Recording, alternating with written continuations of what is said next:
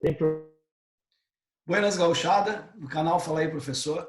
Hoje nós conseguimos uma entrevista muito especial, uma pessoa bastante ocupada, que além da sua profissão, trabalha bastante pelo movimento tradicionalista gaúcho e vem dentro desta situação procurando fazer o melhor possível. Então nós estamos hoje conversando com o nosso vice-presidente artístico do movimento tradicionalista gaúcho, o senhor Valmir. Senhor Valmir, muito obrigado por esse tempo do senhor conversar conosco, trocar uma informação. Sei que o senhor é bastante ocupado. E antes de mais nada, como é que está a saúde, como é que está a família, como é que estão as coisas aí em Santa Maria?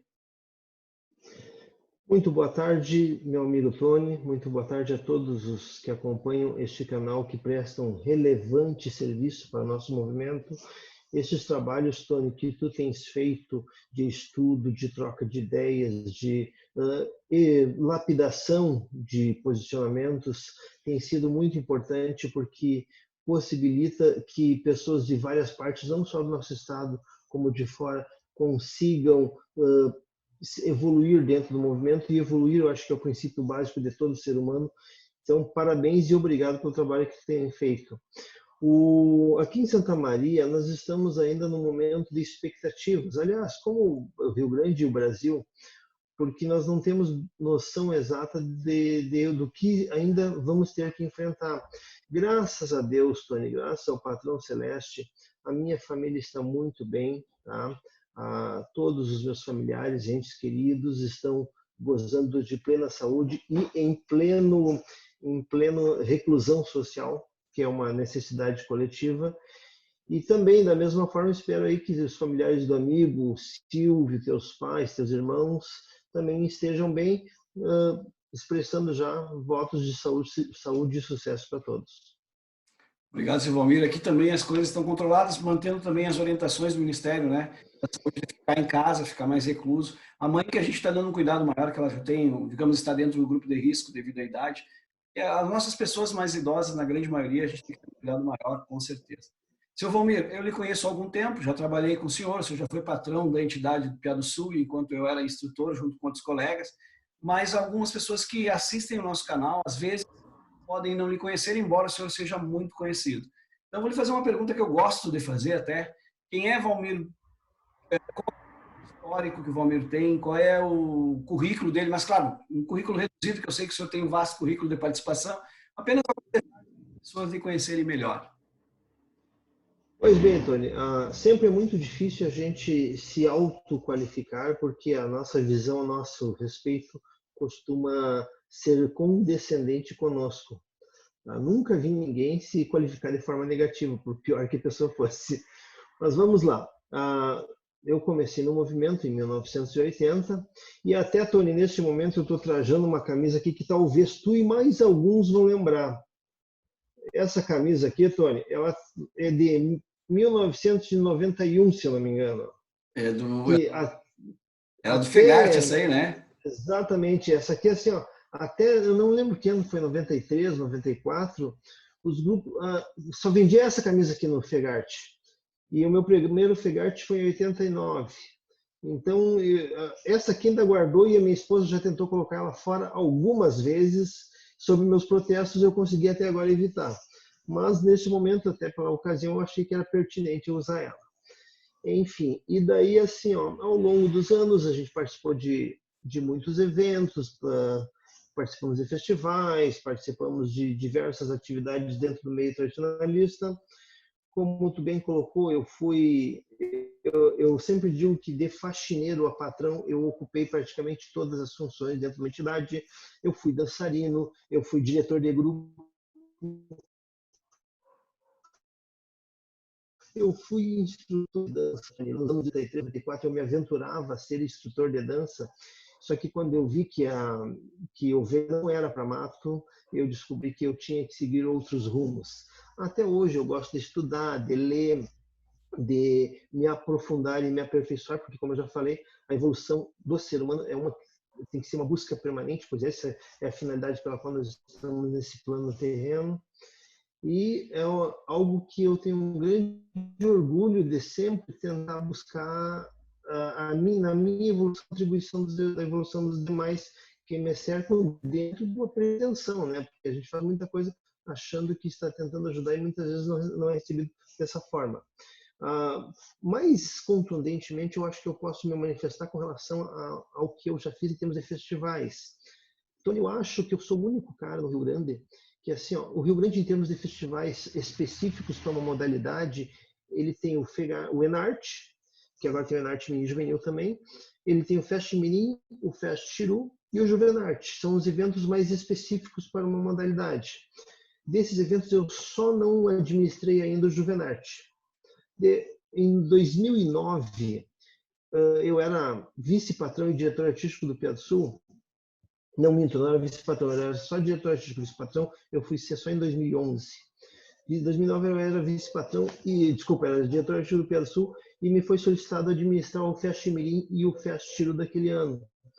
E eu não tinha ideia do que era aquilo. E daí, até um dado bem interessante, eu fui organizar o Fest Mirim de 2009, Tony, e participaram 11 grupos de dança em 2009, sendo 10 de Santa Maria e um só de fora. E eu achei aquilo um absurdo. Como que um evento dedicado para criança poderia ter tão pouca repercussão, já que, na minha opinião, já desde aquela época, a criança é a nossa principal fonte de preservação do movimento. E daí, em 2010, eu trabalhei bastante para que o Fest Mirim evoluísse, e em 2010 deu 20 grupos no Fest Mirim. O Fest Chiru sempre foi um evento que a Chiruzada fez. Agora, o Fest Mirim teve essa evolução. 2011 foram 30 e poucos grupos, 2012 já foram 40, e a partir de 2013 as inscrições do Fest Mirim começaram a ter que ser revistas porque não cabia mais o número de grupos dentro do evento. O último Fest Chiru e o último Fest Mirim que eu organizei foi em 2016. Então, assim, ó, foi uma experiência muito grande, que, na minha opinião, me ajudou a me preparar para o que a gente fez no Enart Mirim, o que a gente fez no Enart Juvenil, o que a gente fez no próprio Enart.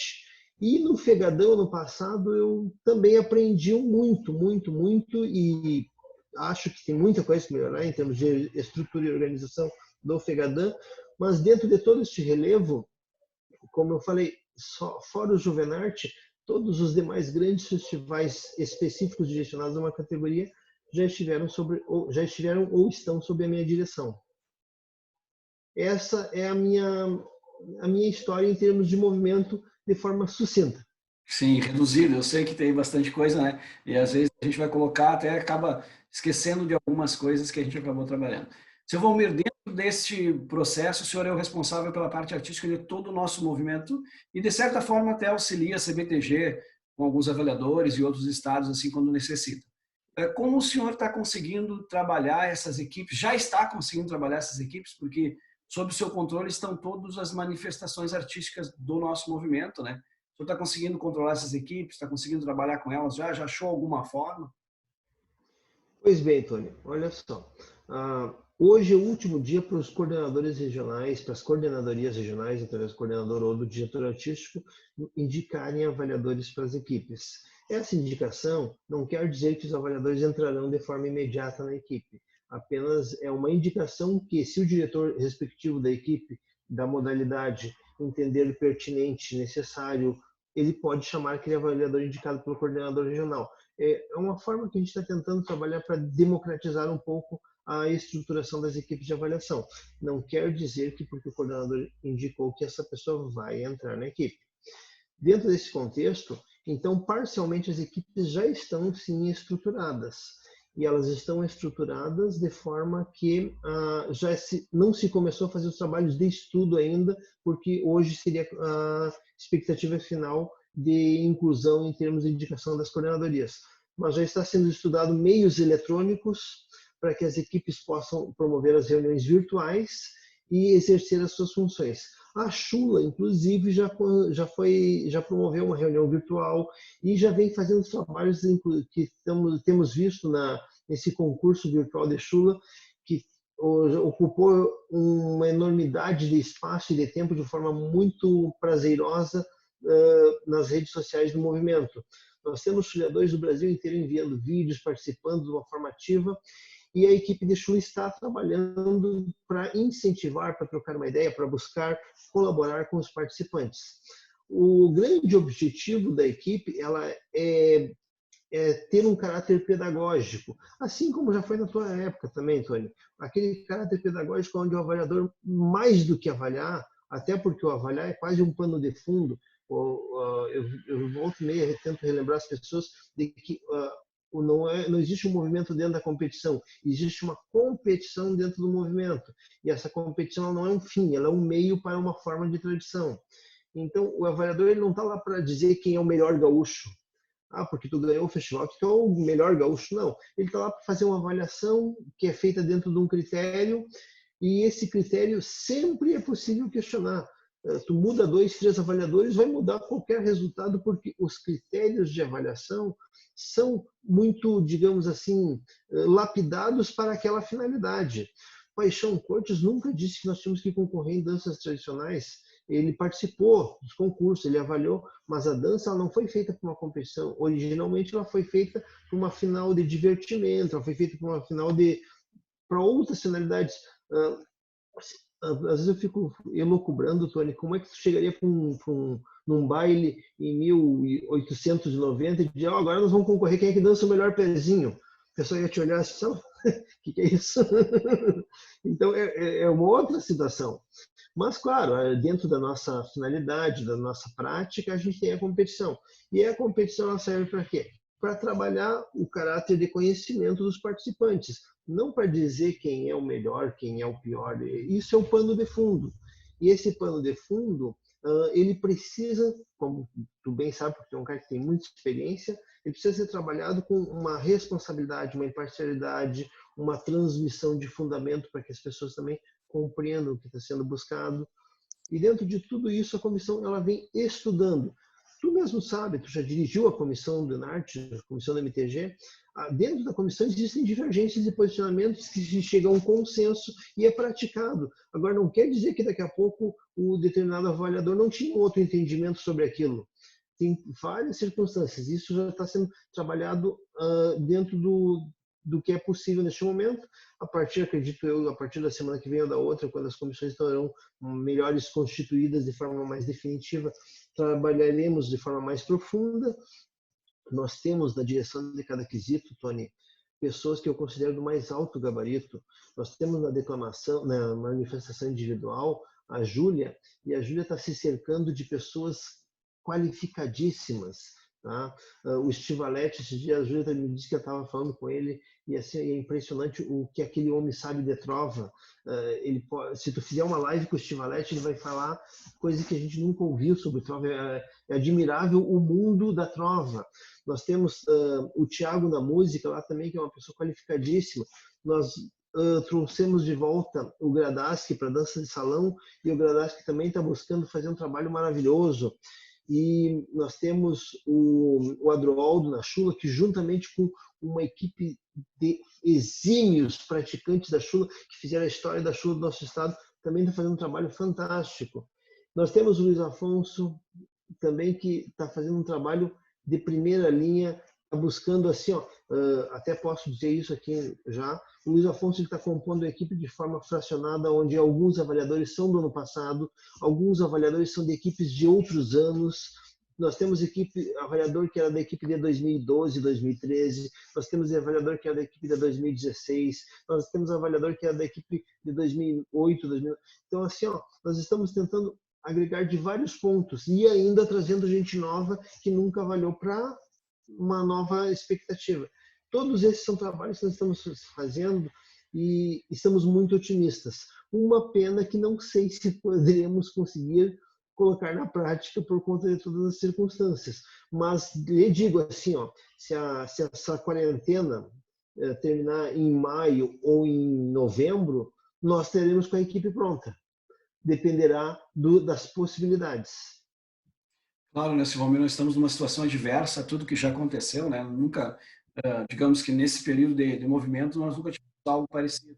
Tivemos outras situações, mas esta em específico bem mais agravante.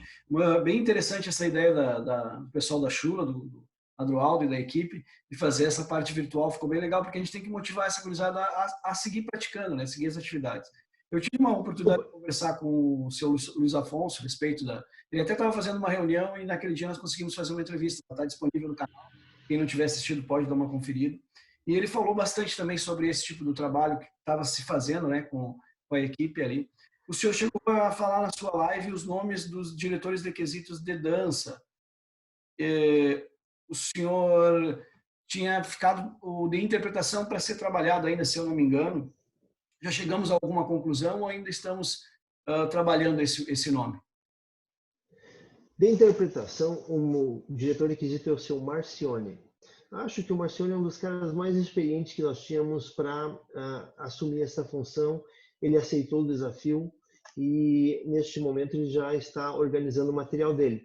Também é pertinente colocar, Tony, que neste momento o Marcione, juntamente com o Tibica e com o Ricardo, já estão preparando material que, se houver possibilidade de um painel, eles vão apresentar. Mas eles pretendem disponibilizar para todos os instrutores e entidades e regiões esse material o mais breve possível, para que, independentemente das circunstâncias, as entidades possam ter esse material.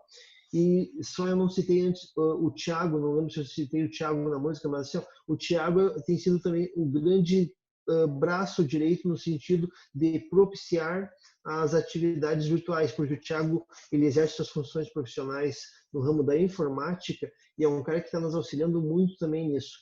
Pois bem, o Marcione então vai ser o subdiretor da interpretação, o Tibica, o da correção, e o Ricardo, o da harmonia.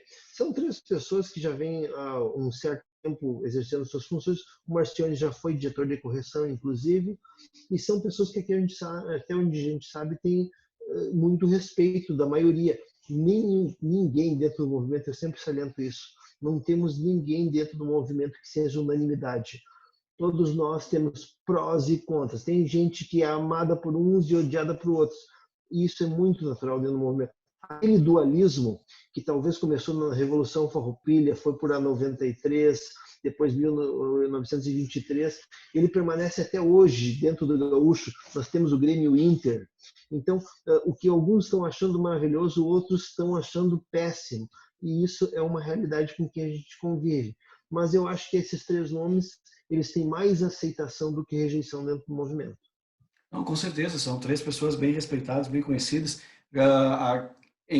inseridas em todos os grupos, digamos assim, né? Então isso é muito importante. Seu Valmir, vou ter que lhe fazer aquela pergunta que quase eu sei a resposta, porque a gente depende do Ministério da Saúde, mas eu preciso fazer essa pergunta para o senhor. Expectativas com relação aos nossos eventos? Semana Farroupilha, Interregional, final do Enarte, alguma expectativa? Como é que a gente está pensando sobre isso? Que eu sei que as dificuldades não vêm do senhor, vêm da situação, né? Pois bem, Tony, como eu comentei já, nós estamos preparando as equipes para que, quando for possível, nós estaremos com as equipes prontas para trabalharem não só nos eventos do MTG, como em qualquer outro evento que seja possível realizar. Então, por exemplo, se Deus quiser, se as coisas caminharem de uma forma que consigamos retomar as atividades em junho, julho, agosto, setembro, qualquer um dos meses, nós teremos as equipes prontas para os trabalhos e daí tentaremos adequar. Nós corremos alguns riscos, por exemplo, com relação ao curso de instrutores. Por quê? Porque diante de tantos eventos que nós temos que fazer, lamentavelmente o curso de instrutores é um evento de extrema importância, mas ele pode talvez ficar suprimido entre os demais eventos. Isso é uma coisa que a gente não gostaria, mas também temos que cogitar. Até porque, Tony, também temos que cogitar a supressão de todos os eventos. Nós temos as Olimpíadas, que é um evento que ocorre de 2 em 2 anos, e desde as Olimpíadas é mais antiga que a Copa do Mundo, tanto que a Copa de 1930 surgiu a partir das Olimpíadas do Uruguai, e daí foi no Uruguai a Copa de 1930. Nós temos as Olimpíadas adiadas para 2021, ou seja, nós não temos como fazer prognósticos de forma conclusiva de que teremos algum evento este ano. Trabalhamos esperando melhor, mas também nos preparando para situações extremamente difíceis. Então, se for possível realizar os eventos, nós vamos o fazer. Se nós conseguirmos que as entidades realizem os eventos, também terão o apoio do MTG. Agora, nós não temos como fazer qualquer prognóstico de forma definitiva, de fato. E a gente espera que o que é mais importante, o que é fundamental, é que as pessoas se conscientizem de que quanto mais cedo a gente conseguir dobrar esta curva epidemiológica, aonde a gente consiga conter este vírus, nós teremos maior probabilidade de retomar nossas atividades. Quanto mais nós estivermos em circulação, quanto mais nós estivermos não acreditando, usando aquela velha interpretação que o ser humano usa de que aquilo nunca vai acontecer consigo mesmo, que aquilo só acontece com os outros, nós temos mais risco de não termos os eventos. Por quê? Porque daí essa curva epidemiológica ela não vai existir, ela vai ficar comprometida e aí nós adentraremos maio, junho, julho, e isso tudo é muito complicado. Tá? E a gente está bastante apreensivo, por quê? Porque às vezes as pessoas estão com muita vontade de retornar aos eventos, mas neste momento o retornar aos eventos ele não é o mais importante. O mais importante é dobrar de forma para reduzir a curva epidemiológica. E aí sim poderemos retornar aos eventos. Agora, se nós não nos preocuparmos em reduzir esta curva, aí nós não teremos expectativas boas esse ano. Eu cogitei já em uma outra entrevista, Tony, se todos os eventos tiverem que ser adiados para um momento mais extremo do ano, sei lá, novembro, dezembro, inclusive ao invés de nós fazermos o concurso, fazemos uma grande mostra artística. Daí alguém poderá me dizer, então vai ser uma mostra, não vai ter homenagem. Não, não é isso que eu estou dizendo. São cogitações e análises que se faz dentro do quadro atual e das possibilidades múltiplas. Não estou dizendo que não vai ter o Enarte, assim como não estou dizendo que não vai ter o Enarte Mirim. As expectativas nos indicam, no mínimo, para adiamento do Enarte Mirim, tanto que o calendário do MTG já está integralmente suspenso. As expectativas nos indicam que as interregionais terão que se alterar de data, se forem ocorrer, inclusive, mas, na falta de outra possibilidade, o nosso objetivo não é competidor, nosso objetivo é tradicionalista. Não está descartada nenhuma hipótese, inclusive de realizarmos apenas uma grande mostra artística no final do ano. Tem a questão também, Tony, de que existe hoje, neste momento, um hospital montado no ginásio do Enarte. E esse hospital ele vai ser dissolvido somente quando realmente a epidemia já tiver sido totalmente afastada. Aquela estrutura não foi criada para ser desmanchada em 30 dias. Aquela estrutura foi criada para controlar uma epidemia. E, acredito eu, ela somente será desmanchada após a epidemia estar controlada. Isso pode acontecer agora em maio, se Deus quiser, mas isso pode acontecer em novembro, dezembro. E daí nós vamos levar 5.000 pessoas para dentro de um ginásio onde durante meses esteve controlando uma epidemia. Tudo isso são questões que nós teremos que analisar e ver qual o risco e qual a possibilidade. E nós não podemos, de forma alguma, termos a irresponsabilidade de colocarmos os tradicionalistas em maior risco. Com certeza, então, acho que a vida humana é o mais importante no momento, né? E como o senhor mesmo colocou no início da nossa entrevista, a competição é uma parte dentro do movimento e não o movimento é movido pela competição. Então, eu acredito também, concordo com o senhor, que mais importante é a vida humana. Seu Valmir, já tomei bastante seu tempo, eu sei que o senhor trabalha em casa, tá? E não parou suas atividades, o senhor é advogado. Então, vou deixar o senhor se despedir do pessoal que está nos assistindo e depois eu me despeço. Muito obrigado por essa entrevista, viu?